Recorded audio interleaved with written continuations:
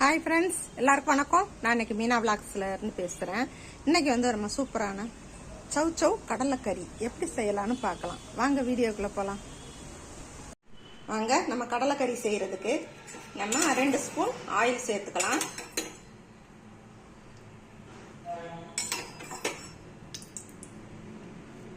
ரெண்டு spoon oil சேர்த்துக்கலாம். Oil காயட்டும்.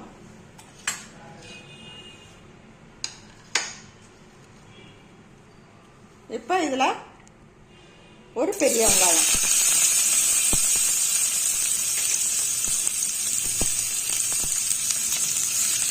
இதை போட்டு நல்லா வதக்கிக்கலாம்.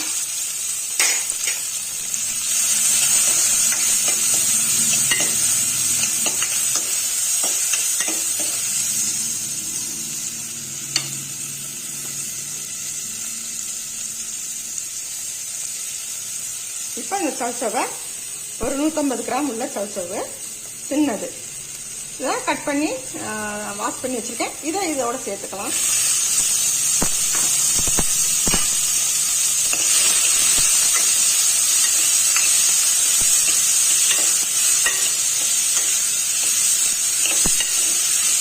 ஒரு 4 பிரட்டினா போதும்.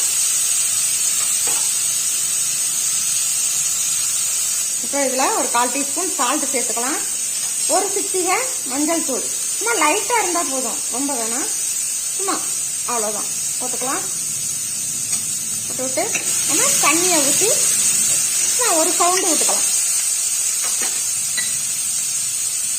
கொஞ்சமா தண்ணி ஊற்றுக்கலாம். அந்த காய் அறாது முங்குற அளவுக்கு இருந்தா போதும். இப்போ நம்ம ஒரு மூடி போட்டு மூடி வச்சிடலாம். குக்கர்ல வெயிட்டை போட்டு வச்சிடலாம். ஒரு சவுண்டு விடுவோம். இப்போ இதுக்கு ஒரு மசாலா. இதுக்கு 1/4 டீஸ்பூன் சோம்பு, இது நிலக்கடலை வறுத்துட்டு நம்ம இது பண்ணி வச்சு தோல் நீக்கிட்டது 2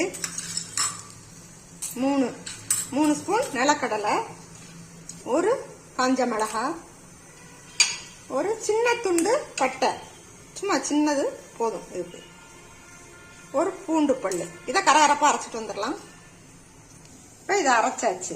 இது வலுவலுன்னுலாம் அரைக்க வேண்டாம், சும்மா அந்த நரன்னு வாயில மெல்ற போது அந்த இது தெரியிற மாதிரி தென்படணும் கடலை. அந்த மிளகாயும் 1 2 அந்த பாருங்க, இந்த மாதிரி இருக்கணும். இப்போ இதை அப்படி வச்சிடலாம். இப்போ குக்கர் சவுண்டு வந்துருச்சு, எடுத்துக்கலாம். இப்போ காய் வெந்துருச்சு, ஓபன் பண்ணிட்டேன். லேசா அடுப்புல சிம்ல இருக்கட்டும். ஒரு சவுண்டு விட்டுட்டேன், போதும். இப்போ நம்ம இந்த வறுத்து இது பண்ணி வச்சிருக்கிற இந்த பேஸ்ட்டை இதுல கொட்டிக்கலாம்.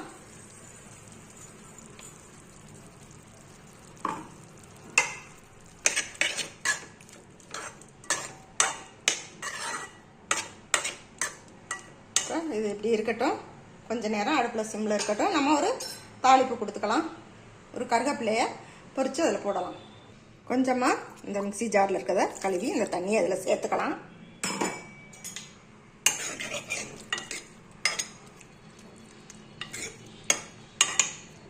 இதை ஒரு கொதி விடலாம். இதுல சும்மா ஒரு 1/4 டீஸ்பூன் ஆயில் சேர்த்துக்கலாம். ஆயில் காயட்டும். இதுல கருவேப்பிலைய இதுல போட்டுக்கலாம்.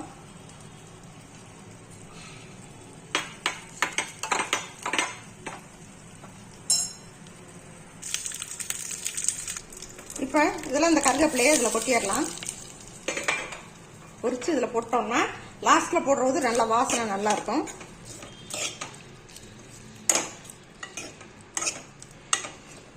இதை நீங்க இப்படியே எடுத்து வச்சு நம்ம சைட் டிஷ்ஷா சாப்பிடலாம். இன்னும் ஒரு புளிப்புத்தன்மை வேணும்னா ஒரு ஸ்பூன் கெட்டி தயிர் இதுல போட்டுக்கலாம். நான் அதான் போட போறேன். இப்போ இதுல ஒரு ஸ்பூன் தயிர் சேர்த்துக்கலாம். நல்லா 1/2 ஸ்பூன் சேர்த்துக்கலாம். கெட்டி தயிரா இருந்தா ஒரு ஸ்பூன் போட்டுக்கலாம். அது கொஞ்சம் தளன்னு இருக்கு, அதனால 1/2 ஸ்பூன் போட்டுக்கலாம். இந்த அளவுக்கு நம்ம தளன்னு வச்சுக்கணும். அவ்வளோ டேஸ்ட் நல்லா இருக்கும். வித்தியாசமானது, செஞ்சு பாருங்க. அவ்வளோ ஒரு ஹெல்த்தியானது. போதும், இறக்கிடலாம்.